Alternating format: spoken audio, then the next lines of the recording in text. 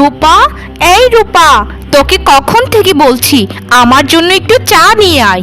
এখনো কি আমার কথা তোর কানে পৌঁছচ্ছে না? আমি তোর কোনো কথাই শুনতে পাইনি রে বোন। আসলে আমি উঠানটা একটু ঝাড় দিচ্ছিলাম, তাই তোর কথা ওখান থেকে শোনা যায়নি।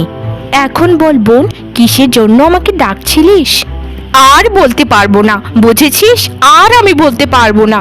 কতবার, কত শতবার বলেছি যে একটু চা খেতে চাই। তুই কি জানিস না প্রত্যেক দিন ঘুম থেকে উঠে আমার আগে একটু চা চাই? তোকে কি আমার প্রত্যেক দিনই মনে করিয়ে দিতে হবে যে ঘুম থেকে উঠে আমাকে চা দিতে? এরকম মন ভুলা মেয়ে আমি আর একটাও দেখিনি। তুই এত মন ভুলো কেন রে? তুই কবে শুধরবি? তোর এই আচার আচরণগুলো আমার একদম ভালো লাগছে না। সংসারে এত কাজ করতে করতে তোর চায়ের কথাটা আমি প্রায় ভুলেই যাই। কিন্তু তোকে কথা দিচ্ছি মায়া, এরপর থেকে আর কখনো ভুল হবে না। মায়ের কোমর ব্যথার জন্য কোনো কাজই তো ঠিকমতো করতে পারেন না। একা হাতে আর কত কাজ করব? তুইও তো আমাকে একটু সাহায্য করতে পারিস বোন। দুই বোন মিলে যদি কাজগুলো ভাগাভাগি করে নিতাম তাহলে কখনই কাজ সব হয়ে যেত। দেখো দেখো, মেয়ের কথা শোনো। আমি আর কাজ আমি কাজ করব তোর মতো? শোন, একটা কথা সবসময় মনে রাখিস, আমরা যমজ বোন হতে পারি, কিন্তু তোর আর আমার মধ্যে আকাশ পাতাল পার্থক্য। তোর গায়ের রং, চুলের রং, কোনো কিছুর সাথেই আমার মিল নেই। তাই সবসময় নিজের সীমাতে থাকিস, বুঝেছিস? এটা তো আমি জানি রে মায়া, তবে লোকে কি বলে জানিস? শুধু চুল আর গায়ের রংটা একটু আলাদা, আর তুই আর আমি দেখতে নাকি ঠিক একই রকম। আমার খুব ভালোই লাগে যখন লোকে আমাকে বলে যে আমরা দুজন নাকি হুবহু প্রায় একই। লোকে বলে না, বুঝেছিস? লোকে বলে না, তুই এসব বানিয়ে কথা বলছিস। আর গায়ের রং আমার তোর থেকে উজ্জ্বল নয়। আমি হচ্ছি দুধের মতো ধবধবে ফর্সা, আর তুই হচ্ছিস শ্যাম বর্ণের, বুঝেছিস? শ্যাম বর্ণের, যাকে একরকম কালোই বলা চলে। শোন, তোর সাথে কথা বলে আমার সময় নষ্ট হচ্ছে। আমার জন্য এক্ষুনি একটু হলুদ বাটা নিয়ে আয়। ঠিক আছে মায়া, তুই একটু অপেক্ষা কর, আমি এক্ষুনি তোর জন্য হলুদ বাটা নিয়ে আসছি। তোকে হলুদ বাটা দিয়ে তারপর আমাকে রান্না চাপাতে হবে। আমার কত কাজ রে বোন। কি আর করা যাবে, ঘরে কাজ থাকলে তো কাজ করতেই হবে, বাইরের মানুষ তো আর করে দিয়ে যাবে না। তবে আমি একটা কাজও কোনোদিন করব না, সব কাজ তোকে একাই করতে হবে। হ্যাঁ রে বোন, তা তো করতেই হবে। আমি চাই সবাই যেন একটু ভালোভাবে জীবনযাপন করে, তাতে আমি যদি একটু কষ্ট পাই তবে কোনো সমস্যা নেই। মা রূপা, আর কত তুই কাজ করবি রে মা? এবার একটু বিশ্রাম নে। আমিও কিছু করতে পারছি না, কোমর নিয়ে উঠতেই পারি না। জন্ম তো দিয়েছিলাম দুটো মেয়েকে একসাথে, কিন্তু একটা হলো কাজের, আরেকটা হলো নিষ্কর্মা। সারাটা দিন বোনটাকে দিয়ে খাটাই, কি যে লাভ তার তা বুঝি না। আরে মা, তুমি এখানে কি করছো? ডাক্তার মশাই না বলেছেন তোমাকে বিশ্রাম করতে সব সময়? কেন তুমি হেঁটে হেঁটে পুকুর পাড়ে আসতে গেলে মা? আর মায়াকে কিছু বলো না তো মা, ওর যদি কাজ না করতে ভালো লাগে তাহলে তাকে সেভাবেই থাকতে দাও। তাকে দিয়ে জোর করে তো আর কাজ করতে পারি না মা। তুমি এখন যাও তো মা, ঘরে গিয়ে বিশ্রাম করো, আমি কাপড়গুলো ধুয়ে আসছি। তোর সারাটা জীবনই যাবে এর ভালো ওর ভালো করে করে, নিজের কথা তো একবারও চিন্তা করিস না যে তোর কষ্ট হচ্ছে, আর আমাকে নিয়ে সবসময় চিন্তা করতে থাকিস। আমার কি মন চায় না যে আমার মেয়েটা কোন হালে আছে তা দেখতে? আরে মা, তুমি তো একটু বেশি চিন্তা করছো আমাকে নিয়ে। কাজ করলে কি মানুষ মরে যায়? মরে যায় না ঠিক আছে, কিন্তু সন্তানের কষ্টে মায়ের বুকটা যে কেমন করে সেটা তুই মা হলে বুঝতে পারবি রে। আর আমি দেখ কতটা কপাল পোড়া, একটু বয়স হতে না হতেই কত রোগ শরীরে বাসা বাঁধছে। কোন দিন যে মরে যায় তার কোনো হিসেব আছে? মা, এতক্ষণ ধরে তোমার সব কথাই কিন্তু আমি মেনে নিচ্ছি, কিন্তু ওই মরার কথা একবারও আর মুখ দিয়ে আনবে না। তুমি মরে গেলে আমিও মরে যাব মা, এসব কথা আর কখনোই তুমি মুখ দিয়ে আনবে না। আমি সারা জীবন তোমার বুকে মাথা রেখে ঘুমোতে চাই মা। দয়া করে আর এসব কথা তুমি কখনোই বলবে না, আমাকে কথা দাও। আচ্ছা আচ্ছা আমার পাগলি মেয়ে, আমি আর কখনো এসব কথা তোকে বলবো না। আচ্ছা রে মা, তাহলে আমি একটু ঘরে গিয়ে বিশ্রাম নিচ্ছি, তুই আস্তে আস্তে কাজগুলো সেরে বাড়িতে চলে আয়। আচ্ছা মা, তাহলে তুমি ঘরে চলে যাও, আর আমি কাপড়গুলো ধুয়ে চলে আসছি। দুপুরের রান্নারও সময় হয়ে গিয়েছে। আচ্ছা মা, দুপুরে কি রান্না করব বলো তো? কিছুদিন ধরে তোর বাবাও তো ঠিকমতো কাজ করতে পারছে না, আর আমাকে জিজ্ঞেস করি তো রান্না করতে হবে কেন মা? রান্নাঘরে ঢুকি না সেই তো কত দিন হয়ে গেল। তুই তো সব কিছুর খবর জানিস, যা আছে তাই রান্না করে ফেলিস। এটা আমাকে সবসময় জিজ্ঞেস কেন করতে হয় তোকে? মা, তুমি তো জানোই আমি সবসময় গুরুজনদের কথা মতো চলি, তাই রান্নার ব্যাপারটাও তোমার কাছ থেকে জিজ্ঞেস করি। আচ্ছা মা, এইসব কথা বাদ দাও তো, তুমি ঘরে গিয়ে বিশ্রাম নাও। আচ্ছা রে আমার লক্ষ্মী মেয়ে, তোর মতো মেয়ে যেন ঘরে ঘরে জন্মায় এই কামনাই করি। এই রূপা, কি রান্না করছিস রে? এই রান্নার একটা বাজে গন্ধ বেরিয়েছে, ঘরেই থাকা যাচ্ছে না। মনে হচ্ছে পচা সবজি দিয়ে জগা খিচুড়ি রান্না করছিস। তোর রান্নার এত বাজে গন্ধ কেন? তোর জন্য কি ঘরের ভেতরে থাকা যাবে না? আমি সবজি ডাল রান্না করছি রে বোন। সবজি দিয়ে যদি ডালটা রান্না না করি তাহলে দুজনের মতো খেতে পারবে, আর বাকি দুজন তো অনাহারে থাকতে হবে। তোর সামনে যে সবজির ডালাটা দেখতে পাচ্ছিস সেটা আমাকে হিরণ কাকিমা একটু আগে দিয়ে গেল। তাদের সবজি বাগান থেকে নতুন সবজি তুলেছি তো, তাই পাড়াগাঁয়ের সবাইকে বিলাচ্ছে। তুই বাবা আর মা মিলে ওই পচা সবজির ডাল খা, আমি এগুলো খেতে পারবো না। শোন, আমার জন্য একটু মাংস রান্না করিস আজকে, মাংস খেতে খুব ইচ্ছে করছে।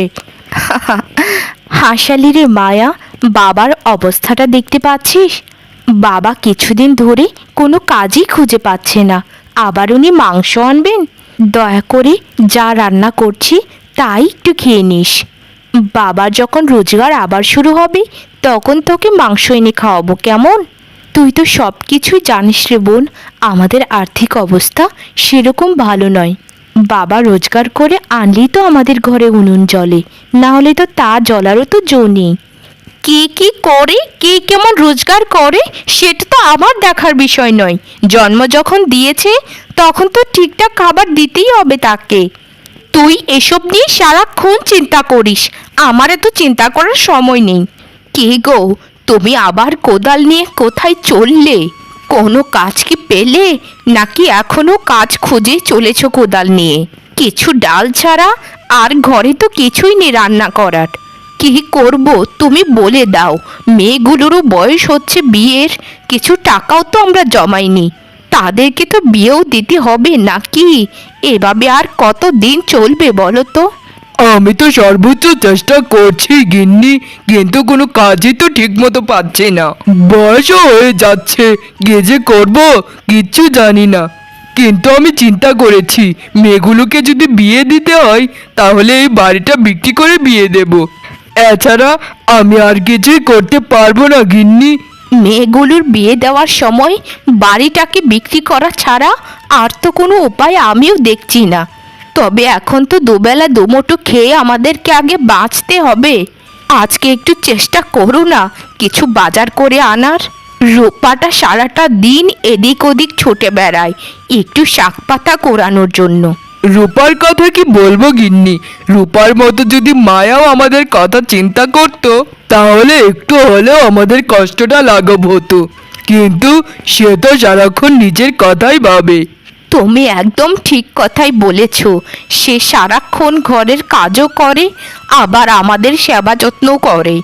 রূপা কখনোই নিজের কথা চিন্তা করেইনি কোনো দিন। আমাদের দুটো মেয়ে যমজ হয়েছে তো ঠিকই, কিন্তু চরিত্র দুটো দু রকমের। হ্যাঁ গিন্নি, তুমি একদম ঠিক কথাই বলেছ। আমার জন্য আজ প্রার্থনা করো গিন্নি, যেন একটা ভালো কাজ পাই। বাড়িতে কেউ আছো? আমাকে কিছু খেতে দেবে, আমি দুদিন ধরে কিচ্ছু খাইনি। বাড়িতে কেউ আছো মা? আমাকে কিছু খেতে দাও না গো। আমি তো অনাহারে এখন মারাই যাব বোধহয়। আমাকে কেউ কিছু খেতে দাও। এই ভিক্ষুক বুড়ো, আমাদের বাড়ির সামনে এত চেঁচামেচি করছো কেন? কি হয়েছে তোমার? তোমার জন্য কি ঘরে থাকতে পারবো না? আমি দুদিন ধরে কিচ্ছু খাইনি মা, আমাকে কিছু খেতে দেবে? আমাকে কিছু খাবার দিয়ে আমার জীবনটা বাঁচাও মা, না হলে আমি মরে যাব। অসহায় মানুষকে সাহায্য করলে বিধাতাও তাকে সাহায্য করে। আমাকে কিছু খেতে দাও মা, তোমার মঙ্গল হবে। যারা খেতে পায় না তাদের গলায় এত জোর থাকে কিভাবে? তখন থেকে বলছো যে না খেতে পেলে মরে যাব। কই, মরছো তো আর না। তোমাদের মতো ভিক্ষুকদের ভাওতাবাজি আমি খুব ভালো মতোই জানি। আমাকে আর কিছু বলবে না। মা, একটা ভিক্ষুক মানুষ দুটো খেতেই তো চাইছিল, এরকম ব্যবহার কেন করছো? এরকম ব্যবহার কেন করছো? কেন করছি জানো না? আমার মাথাটা গরম হবার আগে তুমি আমার বাড়ি ছেড়ে চলে যাও, না হলে কিন্তু তোমার খবর করে দেব আজ। আর আমি ভিক্ষুকদের একদম পছন্দ করি না। গা থেকে কিরকম একটা বোটকা গন্ধ আসে সব সময়। যাও বলছি, এক্ষুনি চলে যাও। আর অপমান করিস না মা, আমি চলে যাচ্ছি এখান থেকে। কেউ কোথায় আছো? আমাকে একটু সাহায্য করো, আমাকে কিছু কেউ খেতে দাও। আমার খুবই খিদে পেয়েছে, শরীরটা যেন আর চলছেই না। আমার খুবই খিদে পেয়েছে, শরীরটা যেন আরে, আর কে চলছেই যেন না। ডাকছে আর্তনাদ করে। মনে হচ্ছে কেউ যেন বিপদে পড়েছে। আমাকে দেখতেই হবে কে এভাবে ডাকছে। কেউ কোথায় আছো? আমাকে একটু সাহায্য করো না। কে আপনি বুড়ো বাবা? আপনার কি হয়েছে? এভাবে পড়ে আছেন কেন? আপনার কি কিছু লাগবে? কোনো সাহায্য লাগলে দয়া করে আমাকে বলুন না বুড়ো বাবা। আমি যথাসাধ্য আপনাকে চেষ্টা করব। মারে, আমি দুদিন ধরে কিচ্ছু খাইনি, আমার খুবই খিদে পেয়েছে। আমাকে কিছু খেতে দিবি মা? অনাহারে আমার জীবন এখন সংকটে, যে কোনো সময় মারা যাব। আমার খুব কষ্ট হচ্ছে রে মা, আমার খুবই কষ্ট হচ্ছে। আপনার কিচ্ছু হবে না বুড়ো বাবা, আমি আপনার কিচ্ছু হতে দেব না। দয়া করে একটু কষ্ট করে আমার সাথে চলুন, আমি আপনাকে খাবার খাওয়াবো। তোমার মনে অনেক দয়া মায়া মা, তুমি অনেক ভালো মেয়ে। এভাবে ভালোবেসে আমাকে কেউ কখনোই ডাকেনি, সবাই আমাকে ভিক্ষুক বলে অপমান করে। ভিক্ষুক কিংবা রাজা, এই বিধাতার দুনিয়ায় সবাই মানুষ, এটাই তার আসল পরিচয়। আর কথা না বলে চলুন তো বাবা আমার সাথে। খেয়ে নিন বুড়ো বাবা, এভাবে আর বসে থাকবেন না। আপনার ক্ষুধা যদি অতিরিক্ত হয়ে যায় তাহলে আবার খুবই অসুস্থ হয়ে পড়বেন। আপনার আরও খাবারের প্রয়োজন হলে আমি ব্যবস্থা করব, আপনি শুধু খেয়ে যান। মারে, তোমার মতো এরকম মেয়ে আমি কোনো দিনও দেখিনি, যে নিজে না খেয়ে নিজের খাবার অপরজনকে দান করে। সে আসলেই অসাধারণ একজন মানুষ।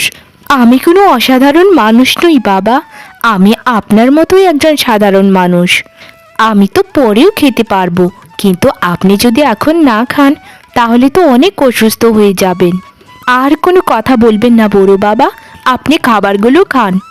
আমি তোকে আশীর্বাদ করলাম মা, তুই জীবনে অনেক সুখী হবি।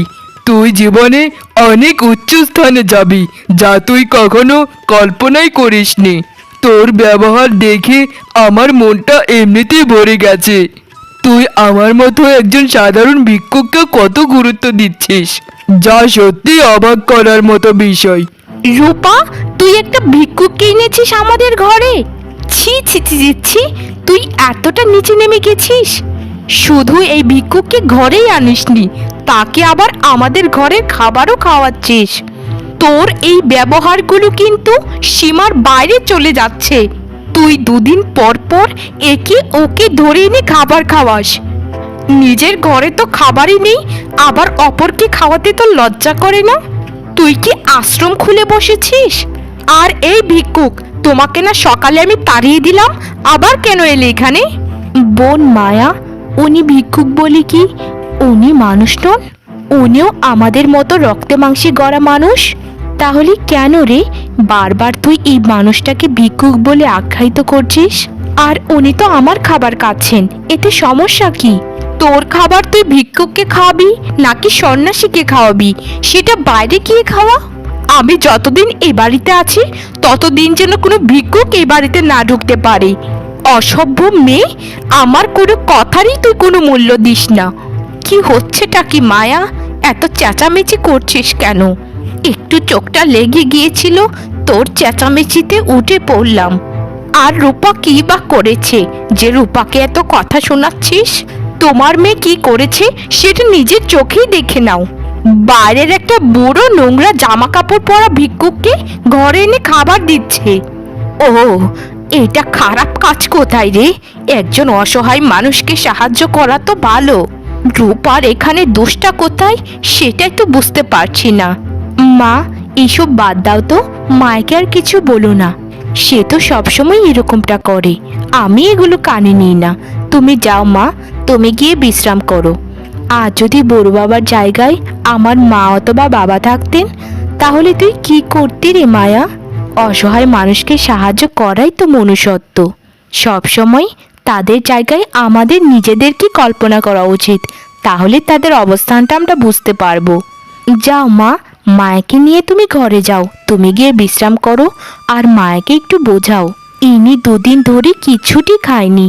ওনার কষ্টটা দেখে আমার নিজেরই দমটা বন্ধ হয়ে যাচ্ছে, তাই ওনাকে আমি খাবার দিয়েছি। এতে যদি আমার কোনো দোষ হয়, আমার যদি কোনো শাস্তি পেতে হয়, তবে সেটাই আমি মেনে নেব। তবু ওনাকে দয়া করে খেতে দে বোন, দয়া কর ওনাকে। আরে জমিদার মশাই, আপনি আমাদের মতো গরিবদের বাড়িতে আপনি কেন এলেন জমিদার মশাই? দয়া করে বসুন জমিদার মশাই। আমরা তো সেদিন খাজনা দিয়ে এলাম জমিদার মশাই, তবু কেন আপনি এলেন আবার এইভাবে?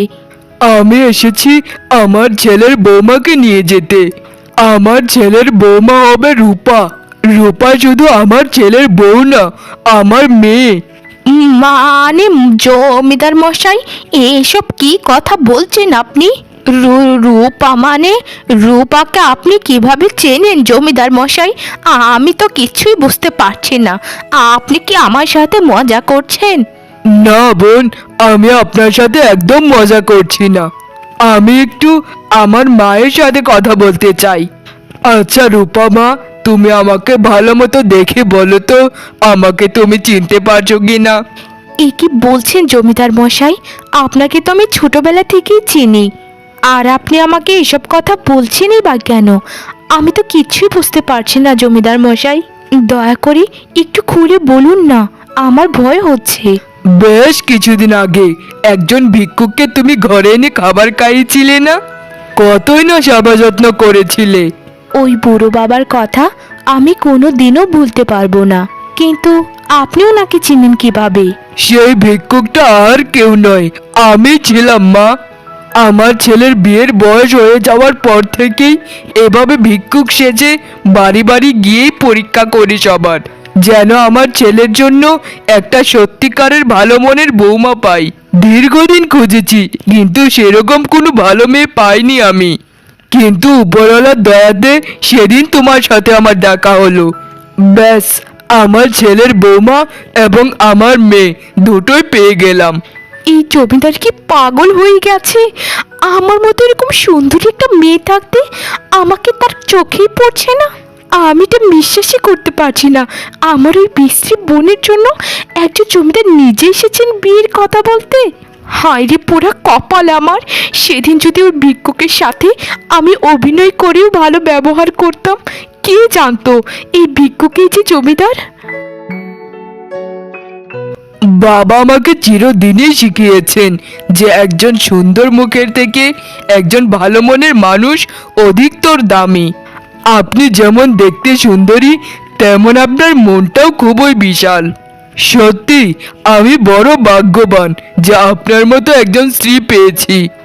বাবা যখন আমাদের বাড়িতে ভিক্ষুক সেজে গিয়েছিলেন, তখন বাবা আমাকে আশীর্বাদ করেছিলেন যে তোমায় আশীর্বাদ করলাম মা, তুমি এরকম স্থানে একদিন যাবে যেটা তুমি কখনো কল্পনাই করোনি।